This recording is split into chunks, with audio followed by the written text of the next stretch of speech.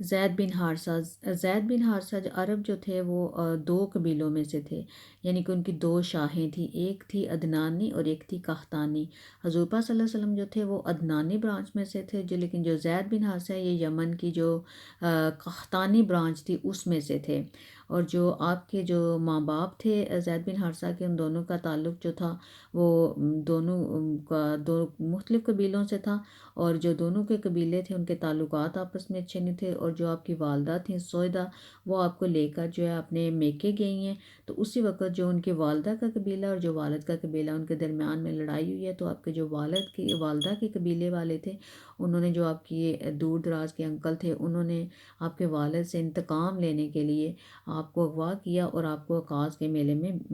لے گئے بیچنے کے لیے۔ اور ادھر جو سیدہ خدیجہ تھیں، انہوں نے حکیم بن حزام کو میلے میں بھیجا کیونکہ وہ ایک غلام خریدنا چاہتی تھی، اور وہ حکیم بن حزام کی پھوپھی تھیں جو حضرت خدیجہ تھیں۔ اور انہوں نے جب زید بن حارثہ کو بکتے دیکھا تو انہوں نے آپ کو پسند کیا، اور پھر انہوں نے آپ کو خرید لیا ہے۔ کچھ کتابوں میں لکھا ہے کہ انہوں نے آپ کو 400 درہم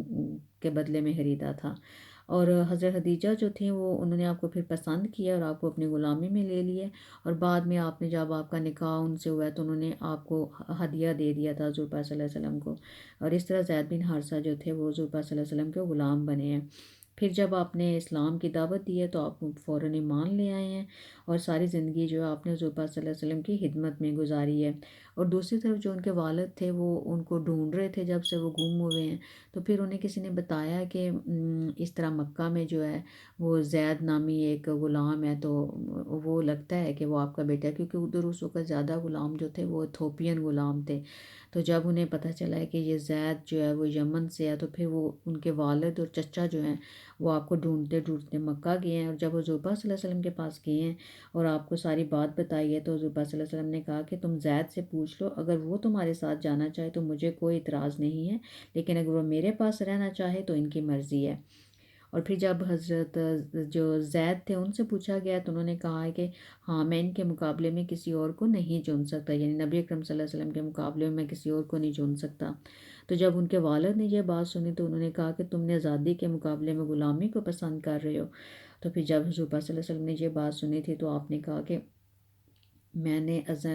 آپ نے زید بن حارثہ کو اپنا بیٹا بنا لیا، اور ان کے والد اور چچا کے سامنے آپ نے کہا کہ زید آج سے میرا بیٹا ہے، میں اس کا وارث بنوں گا اور یہ میرا وارث بنے گا۔ ابن عمر کہتے ہیں کہ اس کے بعد سے جو ہے میں سمجھتا رہا کہ جو زید بن حارثہ ہیں وہ زید ابن محمد ہیں، اور میں اس وقت تک یہ بات سمجھتا رہا جب تک کہ سورہ احزاب جو ہے اس کی 5ویں آیت نازل ہوئی، جس میں اللہ تعالیٰ نے کہا ہے کہ ادعوہم لآبائہم، کہ جو بچے ہیں ان کو ان کے باپوں کی نسبت سے پکارو، ہوا اقسط عند اللہ، کہ یہ اللہ کے نزدیک زیادہ انصاف کی بات ہے کہ بچوں کو ان کے باپوں کے نام سے پکارو۔ تو اس حکم کے بعد سے جو زید بن حارثہ جو تھے ان کو پھر دوبارہ سے زید ابن محمد کی بجائے زید ابن حارثہ کہا جانے لگا۔ اور جو زید ابن حارثہ جو تھے انہوں نے ام ایمن سے شادی کی تھی۔ ام ایمن جو تھیں وہ حضور پاک صلی اللہ علیہ وآلہ وسلم کی جو والدہ تھیں آمنہ ان کی کنیز تھیں، اور جب زید بن حارثہ غلام تھے اس وقت انہوں نے ام ایمن سے شادی کی تھی، اور پھر ان دونوں کے یہاں ایک بیٹا پیدا ہوا تھا جس کا نام اسامہ ابن زید رکھا گیا۔ اور یہ اسامہ جو حضور پاک صلی اللہ علیہ وسلم کے گھر میں پیدا ہوا اور ادھر ہی پلا بڑھا۔ جب پھر زید کو آزاد کیا تھا تو پھر حضور پاک صلی اللہ علیہ وسلم نے ان کی جو شادی ہے وہ اپنی کزن جو تھی وہ زینب بنت جہش ان کے ساتھ ان کی شادی کروائی تھی۔ اور حضور پاک صلی اللہ علیہ وسلم جو ہیں وہ کہیں بھی کوئی بھی مہم بھیجتے تھے تو اس میں جو بنا کے بھیجتے تھے کمانڈر یا انچارج کسی بھی مہم کا جو بھیجتے تھے وہ زید بن حارثہ کو بنا کے بھیجتے تھے، اور تقریباً 10 ایسی مہمات جو تھیں وہ آپ نے ان کو کمانڈر بنا کے بھیجا تھا۔ اور جو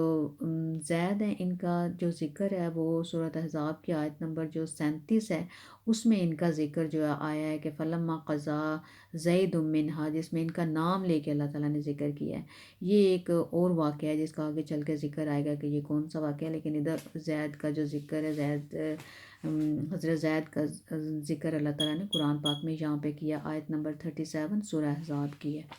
اور جو زید ہیں، زید بن حارثہ جو ہے وہ جنگ موتہ جب ہوئی ہے تو اس میں آپ کی شہادت ہوئی ہے، اور آپ کی اس وقت عمر جو تھی وہ 54 یا 55 سال تھی، اور جو حضور پاک صلی اللہ علیہ وسلم ہے سب سے پہلے آپ غلاموں میں آپ صلی اللہ علیہ وآلہ وسلم پر ایمان لے کے آئے تھے۔